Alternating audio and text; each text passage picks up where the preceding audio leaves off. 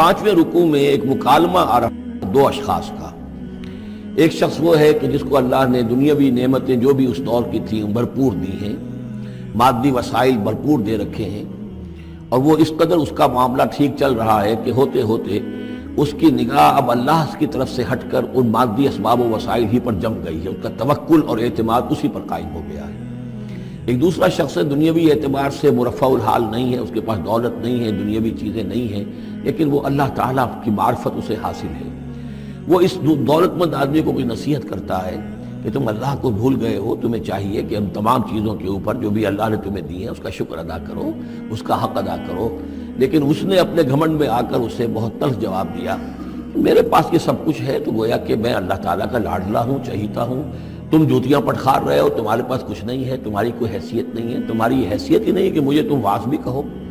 لیکن یہ کہ اس پر پھر جو ان کے درمیان معاملہ ہوا تو انہوں نے کہا اس شخص نے کہ ہو سکتا ہے کہ اللہ تعالیٰ تمہارے اس سارے دولت کو اور مال و اسباب کو ضائع کر دے، لیکن یہ کہ اس نے کہا کیسے ہو سکتا ہے، میں نے سارا بندوبست ٹھیک ٹھیک کیا ہوا ہے۔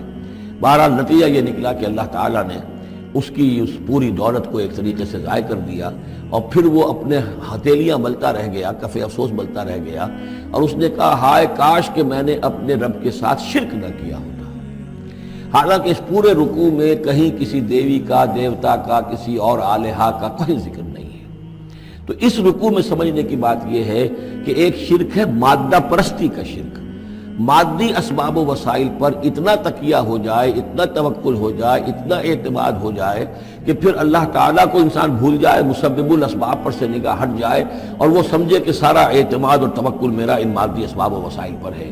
تو یہاں گویا کہ اس نے ان مادی وسائل و اسباب ہی کو اپنا معبود بنا لیا ہے۔ تو یہ شرک ہے جو اس دور کا سب سے بڑا شرک ہے۔ اس دور میں بت پرستی کا شرک بہت کم رہ گیا ہے، اب ستارہ پرستی کا شرک کہاں رہ گیا ہے؟ کون لوگ ہیں جو ستاروں کو پوجتے ہیں؟ اب تو انسان سمجھتا ہے ستاروں تک تو ہم پہنچ ہی جائیں گے، ہمارا علم تو پہنچ ہی چکا ہے، چاند تک ہم اتر آئے ہیں، اب چاند کو کون پوجے گا؟ یہ جو اب ساری جو ہے اب جو پوجا پاٹ ہو رہی ہے وہ تو مادہ پرستی کی ہے، وہ دولت کی ہے، وہ در حقیقت یا وہ نظریاتی طور پر وطن پرستی ہے، اس کا ایک شرک ہے۔ تو یہ اس دور کے شرک کو سمجھنا بہت ضروری ہے، اور یہ رکوع اس اعتبار سے کہ اس میں کسی دیوی دیوتا کا ذکر نہیں ہے۔ تو شرک کون سا کیا اس نے؟ وہ شرک یہی ہے کہ اس نے دنیاوی مال و اسباب اور مادی اسباب و ذرائع کے اوپر اپنے سارے توکل کو جو ہے اس کے ساتھ منسلک کر دیا، یہی گویا کہ اس کو معبود بنا لینا ہے۔ وَاضْرِبْ لَهُم مَثَلَ الرَّجُلَيْنِ، ان کے لیے بیان کیجئے دو اشخاص کی مثال۔ جعلنا لأحدهما جنتين من عناب، ان میں سے ایک کو ہم نے دیے تھے دو باغ انگوروں کے، وحففناهما بنخل، اور ان دونوں کو گھیرے میں لیا ہوا تھا کھجوروں کے درختوں نے۔ اب دیکھیے کہ انگوروں کی بیلیں ہیں، اور چونکہ ادھر ادھر سے ہوا تیز نہ آئے تو کھجوروں کے جھنڈ جو ہیں وہ چاروں طرف لگے ہوئے ہیں، تاکہ ان کے مابین جو اس کی انگوروں کی بیلیں ہیں وہ بڑی محفوظ ہیں۔ وجعلنا بینہما زرعا، ان کے درمیان کھیتی بھی تھی، یعنی یہ کہ اناج کا سامان بھی ہے اور انگوروں کی بیلیں بھی ہیں، اور یہ کہ کھجوروں کے درخت بھی ہیں۔ کلتا الجنتین آتت اکلھا، اور وہ دونوں باغات اپنا پھل دیتے تھے، ولم تظلم منہ شیئا، سال بسال پھل آ رہا ہے، سال ہر سال ہو گئے، ہر سال پھل آ رہا ہے، اس میں کوئی کمی نہیں کرتے تھے۔ جب یہ چیز چلتی رہتی ہے تو آدمی کا خود بخود ایک توکل جو ہے وہ اس چیز کے ساتھ وابستہ ہو جاتا ہے، وہ بھول جاتا ہے کہ اس کی اللہ تعالیٰ کے فضل و کرم سے ہے یا اللہ کے اذن سے ہے، بلکہ یہ کہ وہ انہی چیزوں کو سمجھ بیٹھتا ہے کہ یہ دائم ہے اور قائم ہے۔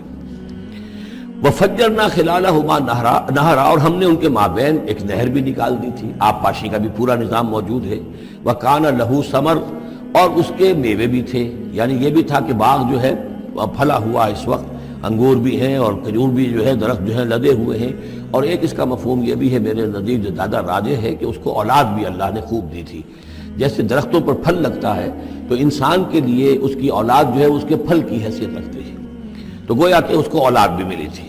فقال لصاحبہ وہو یحاورہ، تو کہا اس نے اپنے ساتھی سے، ان سے وہ گفتگو کر رہے تھے، آپس میں گفتگو کر رہا، انا اکثر منک مالا واعز نفرا، میں تم سے کہیں بڑھ کر ہوں مال میں اور نفری میں۔ اب یہ نفری کے حوالے سے میں نے کہا نہ لہو ثمر، اس کے بیٹے بھی تھے، اولاد بھی تھی، تو اس کے حوالے سے وہ نفری کی بات بھی کر رہا، میرے بازو بھی بہت ہیں۔ وَدَخَلَ جَنَّتَهُ، اور وہ داخل ہوا اپنے باغ میں، وَهُوَ ظَالِمٌ لِنَفْسِهِ، اور وہ اپنے جان پر ظلم کر رہا تھا، یعنی اسی گمراہی کے اندر مبتلا تھا. قال ما اظن ان تبید هذه ابدا، انہوں نے کہا میں نہیں سمجھتا کہ یہ باغ بھی کبھی اجڑ سکتا ہے. کیا مجھے دھمکا رہے ہو کہ اللہ تعالیٰ جو ہے کہیں تم میری یہ دولت سلب نہ کر لے؟ دیکھو میں نے کھجوریں کس حساب سے یہاں پر لگائی ہیں کہ کوئی اگر آئے بھی، کوئی باد سرسر آئے یا کوئی اور بھی ہوا کا تیز لو کے جھونکے آئیں تو وہ میری انگوروں کے بیلوں تک نہ پہنچے. یہ گویا کہ سینٹینلز کھڑے ہوئے ہیں، کھجور کے درخت جو ہیں وہ روک رہے ہیں. پھر میں نے یہاں پہ آبپاشی کا نظام ہے، میرے نہر چلی ہوئی ہے. ما اظن ان تبید هذه ابدا، میں نہیں سمجھتا کہ میرا یہ باغ جو ہے کبھی ایک برباد بھی ہو سکتا ہے. وما اظن الساعة قائمة، اور یہ جو تم قیامت وغیرہ کی بات کر رہے ہو، اول تو میرا گمان نہیں ہے کہ کوئی قیامت کھڑی ہونے والی ہے. وما اظن الساعة قائمة، میں نہیں سمجھتا کہ یہ قیامت ہونے والی ہے. ہاں ڈکوسلے سے ہیں، کچھ بڑوں سے سنا تو ہے. اور یہ کہ وَلَئِن رُدِدتُّ إِلَىٰ رَبِّي، اگر مجھے لوٹا ہی دیا گیا اپنے رب کے پاس، لَأَجِدَنَّ خَيْرًا مِّنْهَا مُنْقَلَبًا، تو مجھے وہاں لازماً ملے گا بہت بہتر لوٹ کر. اب اس کے اندر ایک فلسفہ ہے ان کا کہ جب اللہ نے مجھے یہاں دیا، اللہ کے وہ منکر نہیں تھے، اللہ نے مجھے یہاں دیا ہے تو اس کا مطلب یہ کہ میں چہیتا ہوں، لاڈلا ہوں، یا اللہ نے مجھے کچھ صلاحیتیں دی ہیں، میں نے بڑی عمدہ پلاننگ کر کے باغ بنائے ہیں، سارا اس کا بندوبست کیا ہے. تو یہ میری جو صلاحیت ہے، یہ اللہ کی دی ہوئی جو میرے اندر ہے، یہ جو خیر ہے، یہ کہاں چلا جائے گا؟ آخرت میں بھی مجھے پھر ملے گا اور اس سے بہتر ملے گا. اور تم جیسے یہاں جوتیاں پٹخار رہے ہو ایسے ہی وہاں پٹخارو گے. وَلَئِن رُدِدتُّ إِلَىٰ رَبِّي، اگر بالفرض ہو ہی گیا ایسا، لوٹا ہی دیا گیا میں اپنے رب کی طرف، لَأَجِدَنَّ خَيْرًا مِّنْهَا مُنْقَلَبًا، تو اس سے بھی بہتر مجھے وہاں پر ملے گا. قَالَ لَهُ صَاحِبُهُ، اب اس اللہ کے بندے نے جو نیک بندہ تھا کہا اس سے، اس کے ساتھی نے، وَهُوَ يُحَاوِرُهُ، اور ان سے گفتگو کر رہا تھا، أَكَفَرْتَ بِالَّذِي خَلَقَكَ مِن تُرَابٍ، کیا تو نے کفر کیا اس ہستی کا جس نے تجھے مٹی سے بنایا، ثم من نطفہ، پھر پانی کی گندے پانی کی بوند سے بنایا، ثم سواک رجلا، پھر تجھے ایک پورا انسان بنا کر کھڑا کر دیا. اب یہاں اور تجھے کفر کون سا کیا؟ یعنی یہ کہ وہ رب مان رہا ہے اللہ کو، اور رب کے ساتھ اس نے کسی اور کا ذکر نہیں کیا ہے. مطلب یہ کہ آخرت کا انکار در حقیقت اللہ کا انکار ہے. اگر تم آخرت کے بارے میں جو کہہ رہے ہو کہ نہیں میں نہیں سمجھتا کہ یہ کوئی ہونے والی بات ہے، تو چاہے تم اللہ کو اب اقرار کر رہے ہو، لیکن حقیقت میں اگر آخرت کو نہیں مانتے تو گویا کہ اللہ کا انکار ہے. لیکن هو اللہ ربی، لیکن جہاں تک میرا معاملہ ہے، میں نے تو اللہ کو اپنا رب مانا ہوا ہے، وہی میرا مالک ہے، آقا ہے. ولا اشرک بربی احدا، اور میں اپنے رب کے ساتھ کسی کو شریک نہیں ٹھہراتا. ولولا اذ دخلت جنتک قلت ما شاء اللہ، اور کیوں نہ ایسا ہوا کہ اللہ کے بندے جب تو اپنے باغ میں داخل ہوا، تو نے باغ دیکھا پھلا ہوا ہے، ہرا بھرا ہے، ہر طرف منظر جو ہے بڑا دل خوشگل منظر ہے، تو کہتا ما شاء اللہ. یہ پھر وہی مجلسی کلمہ آ گیا جس میں توحید کوٹ کوٹ کر بھری ہوئی ہے. ماشاء اللہ، یہ جو اللہ نے چاہا، جو اللہ نے چاہا، یہ سب اس کے فضل و کرم سے ہے. لا قوت الا باللہ، کوئی طاقت نہیں ہے اللہ کے سوا. اگر اللہ کی طرف سے یہ بات نہ ہوتی تو میرے اندر کوئی صلاحیت نہیں تھی. اللہ ہی کی ہے در حقیقت، یہ دین ہے اس کی، اسی کی عطا ہے. ان ترن انا اقل منک مالا و ولدا، اگر تم دیکھ رہے ہو کہ میں تم سے کم ہوں مال میں بھی اور اولاد میں بھی، فعسى ربی ان یؤتینی خیرا من جنتک، تو مجھے تو اپنے رب کے بارے میں یہ یقین ہے کہ وہ جب چاہے مجھے تیرے باغ سے بہتر باغ دے سکتا ہے. وَيُرْسِلَ عَلَيْهَا حُسْبَانًا، اور تیرے باغ کے اوپر وہ کوئی اوپر سے کوئی لو کا جھونکا ایسا بھیج سکتا ہے، من السماء، آسمان سے، فَتُصْبِحَ صَعِيدًا زَلَقًا، کہ یہ پورا باغ جو ہے یہ جو ایک ایسا چٹیل میدان ہو کر رہ جائے کہ یہاں کوئی درخت رہے نہ بیلے رہے. معلوم ہوا کہ ہر چیز جب آنکھ کھلی گل کی تو موسم تھا خزاں کا، یہ ہو سکتا ہے، عین ممکن ہے. اور یصبح ماؤہا غورن، یا اللہ آسمان سے کوئی ایسی نہ بھی بھیجے کوئی چیز بلا، تو اس کا پانی ہی جو تمہارا یہ جو چشمہ چل رہا ہے، وہ پانی ہی اگر زمین کے اندر گہرا اتر جائے، یہ چشمہ خشک ہو جائے، فلن تستطیع لہ طلبا، اور پھر تو پانی کہیں سے لا نہ سکے، تو یہ باغ خود بخود اجڑ جائے گا. یہ سارے امکانات ہیں. مسبب الاسباب نے تمہارے لیے اس وقت سارے اسباب جمع کر رکھے ہیں، جب چاہے گا ان میں سے کسی ایک سبب کی بھی اگر تناب کھینچ لے تو یہ سارا معاملہ جو ہے یہ تو شیش محل کی طرح کا ہے، ایک ہی جو پتھر ہے وہ اس سب کو چکلا چور کر دے گا. وَأُحِيطَ بِثَمَرِهِ، معلوم ہوتا جو بہت ہی کوئی اللہ کا پہنچا ہوا شخص تھا، جو اللہ کا دوست تھا، اور اس کا دل دکھایا اس شخص نے، جس کو تانا دیا اسے انا خیر من انا اکثر منک مالا و ولدا، تو اس حوالے سے اس کا دل دکھا ہے. اور یہ جان لیجئے کسی اللہ والے کا، من عادى لي وليا فاذنته للحرب، تو ایک حدیث قدسی ہے، جو شخص میرے کسی ولی کے ساتھ دشمنی کرے پھر میری طرف سے اس کے خلاف اعلان جنگ ہے۔ تو اس نے چونکہ یہ دل دکھایا ہے، اور فارسی کا ایک شعر بھی بڑا مزیدار ہے کہ ہیچ قوم را خدا رسوا نہ کرد تا دلے صاحب دلے نامد میں درد۔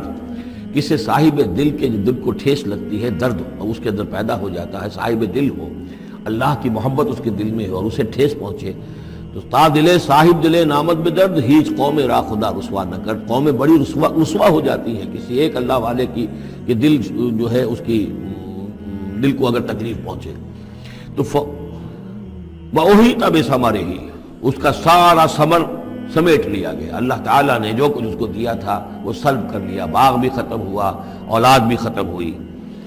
فَأَصْبَحَ يُقَلِّبُ كَفَّيْهِ عَلَىٰ مَا أَنفَقَ فِيهَا، تو وہ رہ گیا اپنے ہاتھوں کو ملتا ہوا، اپنی ہتھیلیوں کو ملتا ہوا، جسے ہم کہتے ہیں کفِ افسوس ملنا۔ يُقَلِّبُ كَفَّيْهِ عَلَىٰ مَا أَنفَقَ فِيهَا، جو کچھ اس نے خرچ کیا تھا، انویسٹ کیا تھا، محنت کی تھی، کتنا عرصہ لگا تھا اس باغ کے پلاننگ میں، باغ کو اس نے لگایا تھا، کہاں کہاں سے پودے لایا ہوگا۔ ما انفق فیہا وہی خاویۃ علی عروشہا، اور وہ باغ جو ہے گرا پڑا ہوا تھا اپنی چھتریاں کے اوپر، کیونکہ جو انگور کی بیلیں ہوتی ہیں، وہ ٹٹیاں ہوتی ہیں، چھتریاں ہوتی ہیں، وہ سب اوندھی پڑی ہیں۔ وَيَقُولُ يَا لَيْتَنِي لَمْ أُشْرِكْ بِرَبِّي أَحَدًا، اور اس وقت وہ کہہ رہا تھا ہائے میری شامت، کیا کاش کہ میں نے اپنے رب کے ساتھ شرک نہ کیا ہوتا۔ اب یہ کون سا شرک ہے؟ اس پوری اس گفتگو کے اندر کہیں کسی دیوی کا، دیوتا کا، کسی کا ذکر نہیں ہے، کسی کی شفاعت کا ذکر نہیں ہے۔ یہ ہے ہمارا آج کا نقشہ مادہ پرستی کا، آج کی ہماری ذہنیت جو ہے پوری کی پوری اس رکوع کے اندر موجود ہے۔ وَلَمْ تَكُنْ لَهُ فِئَةٌ يَنْصُرُونَهُ، اور نہ ہوئی پھر اس کی کوئی جماعت، کوئی اس کی فوج ہوتی جو اس کی مدد کرتی من دون اللہ، اللہ کے مقابلے میں۔ وَمَا كَانَ مُنْتَصِرًا، اور نہ ہی وہ اس قابل تھا کہ کسی سے انتقام لے۔ کس سے انتقام لے؟ سارا فیصلہ تو اللہ کی طرف سے ہوا ہے۔ هُنَالِكَ الْوَلَایَةُ لِلَّهِ الْحَقِّ، یہاں تو حکومت اور اختیار کل کا کل اللہ ہی کے لیے ہے، سچے اللہ کے لیے جو الحق ہے۔ یہ ولایا ہے واو کے زبر کے ساتھ۔ والی کہتے ہیں حاکم کو، مالک کو والی، والی سے ولایا بنتا ہے۔ ولی کہتے ہیں دوست، پشت پناہ، اور اس سے ولایا بنتا ہے، ولایت باہمی۔ اللہ ولی الذین آمنوا یخرجہم من الظلمات الی النور، اور الا ان اولیاء اللہ لا خوف علیہم ولا هم یحزنون، یہ ولایت ہے واو کے زیر کے ساتھ۔ اور والی ہونا کسی کا، فلاں ملک کا والی فلاں تھا، یعنی وہاں کا حکمران تھا، بادشاہ تھا، تو یہاں کی بادشاہی، یہاں کا اختیار، هنالک الولایۃ للہ الحق، کل ولایت اللہ ہی کے ہاتھ میں ہے۔ هو خیر ثوابا و خیر عقبا، یقیناً وہی بہتر ہے انعام دینے والا، اور وہی بہتر ہے نتیجے کے اعتبار سے، عاقبت کے اعتبار سے۔